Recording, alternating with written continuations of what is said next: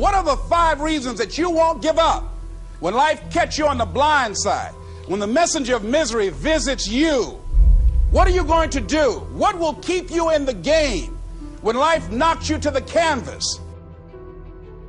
Life's going to punch you right in the face. Life's going to fire you over and over again. You're going to be told you're not good enough. Your faith is going to be tested. Your family's going to look you in the eye and say, how do we get health insurance the next month? I don't know. But I know we're going to make it. You know who's going to bail you out? You know who's going to come in to rescue you? You know who's going to come and save the day? No one.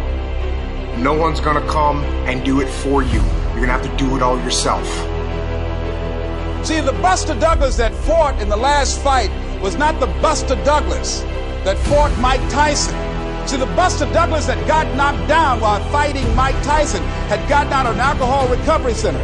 His mother had died. His wife was ill with a terminal illness. He was considered a nothing, a bum.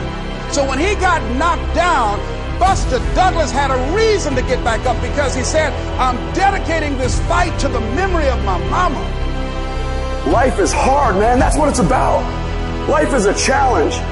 If you don't work as hard as you can, if you don't sacrifice everything, if you don't get rejected and keep coming back for more, if you don't get your loyalty tested and your faith tested, you don't love that thing if you bail out.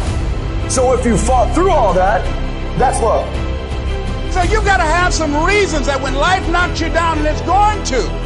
Hello, it's going to knock you down.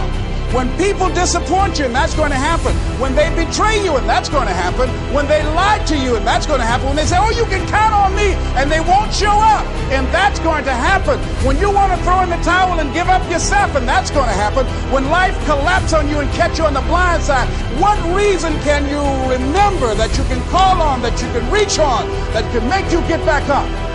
Find that reason. Because when life had knocked me down, I said, life, I'm doing this because I want to make my mama proud of me. I'm doing this because I want my children to have a better life than what I have. I'm doing this because all my life I've been told I'd be a loser, that I wouldn't make it. I'm doing this to make them a lie. I believe like Frank Sinatra, he said the best revenge in life is massive success. I'm doing this so I can become massively successful. And with that kind of courage, with that kind of affirmation and reason to empower me, I got a saying that when life knocks you down, try and land on your back, because if you can look up, you can get up.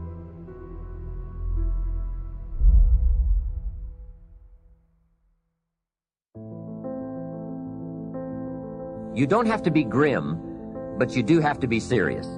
Hey, everybody hopes things will get better, but remember, the future does not get better by hope. It gets better by plan. And hope unaided by clear plans can finally become an illness. There's a Bible phrase that says, hope long delayed makes the heart sick. It's a sickness. I used to have the illness known as passive hope. It's bad. And there's one that is even worse, and that is called happy hope. That is really bad. The man is 50, and he's broke, and he's still smiling. That's bad. So get serious. Make plans. Put them on paper. My suggestion from experience. There's a phrase from the Bible that goes, without dreams and vision, we perish. How true. Humans have this unique ability to aspire, to dream, to go for something, to become something. Without that, life is not life. We must have dreams and never give up on our dreams. I'd like to share a few ways your use of time are affected by or influence the achievement of your goals. Have you ever thought that without some very clear written goals, you never even need to consider managing your time? Time essentials come from objectives well defined. Time can't be critical if objectives aren't defined. Now you might be one of those uniquely fortunate individuals who can keep all their objectives and purposes clearly defined in their minds and operate from that. But I wouldn't take the chance. Write your goals down and set careful priorities. Sometimes priorities are determined by the season. For a farmer in springtime, the season dictates his most important activities. During the spring, a farmer must work around the clock, burn the midnight oil, and keep the equipment running because he has only this small window of time for the planting of his crops. One of the difficulties of living in an industrialized society is the losing of the sense of seasons, when to pour it on, when to ease back, when to take advantage. It's easy to keep going from 9 to 5, year in and year out, and lose a natural sense of priorities and appropriate time. Don't let one year just blend into the next. Keep an eye on your own seasons, lest you lose track of values and substance. Part of setting priorities is learning to separate major activities from minor activities. This is a whole skill in itself, but once you have learned it, it will pay dividends you won't believe. So learn to put everything on your mental scales to be carefully weighed before you spend time or money. Of your sanity is socially distributed. And what I mean by that is, well, let's say that you know how to behave. You're well socialized. You can play with others. Now, I said already in this conversation, if you didn't learn to play with others between the time you were 2 and 4, you will never learn. And psychologists have beat their heads against the wall trying to rehabilitate antisocial children. They can't do it after the age of 4. Is that because areas of the brain just don't develop? Well, it seems to be partly because the kids fall farther and farther behind. So let's say you make the leap from egocentric dependence on your mother at 2 and 3 to immersion in a peer group. Well, then you pick peers that are at your same developmental level, and you chase each other up the developmental ladder. And the longer you're out of that, the farther you fall behind. And so, kids, 5-year-old kids might come across another 5-year-old kid who tends to cry too much if they don't get their way. And they'll say, we don't want to play with the baby.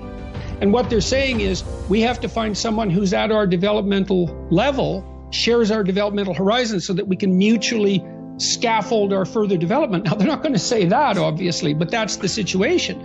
And kids test each other out when they first meet. So do adults. Game. Can you play? Are you playing at the same level as me? I'm playing my game at the level that will further my development. Can you play along with me? If not, well, maybe you're lower in status and I can pull you up as a mentor. Maybe you're higher in status and I can learn from you. But if you're a peer, we can play together. Anyways, if you're acceptable to your peers and you behave well, they'll accept you. And then they tell you all the time if you're acting appropriately. If your jokes are funny, if you're dominating the conversation, if you're bringing something of value to the table. And all you have to do is pay attention to the social cues, and you'll keep yourself regulated. And at the end of the day, you're going to get what you focus on. They're both true. This is both the most amazing time that's ever happened, ever in recorded history. And yet real things that are terrifying are also happening. But where you put your energy, where you put your attention, where you put your focus, is going to determine what you see. And that is the most fascinating and the most important thing you have to understand about the way that your mind works. You get what you focus on. If you focus on the things that are bad, they will become real. They will become exaggerated. They will begin to monopolize your thoughts. You'll see them everywhere. It's called the reticular activating system. Your mind is literally designed to pay attention to the things that you notice. Once you notice a certain car, you see it everywhere. Once you notice a certain dog, you see it everywhere. Once you hear a certain name for the first time, suddenly you realize that that name has been all around you this entire time. But now that you're focusing on it, now that you're looking for it, it is everywhere.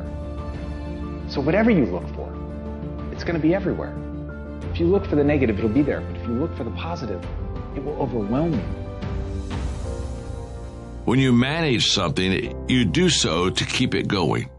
Well, you don't need to keep time going. You don't even need to watch it. You can be completely unaware of it. You can go to sleep. Doesn't matter. Time just continually moves. Doesn't need you. It doesn't need me. It just keeps moving. We don't need to do time management because there's nothing to manage. It's automatic. It continually moves. What we need to do is priority management. With the time that is continually slipping away from us, we need to manage our priorities to maximize the time we have. So don't manage your time, maximize your time. How? By doing the things that are the most important to do at that moment. Make every day your masterpiece.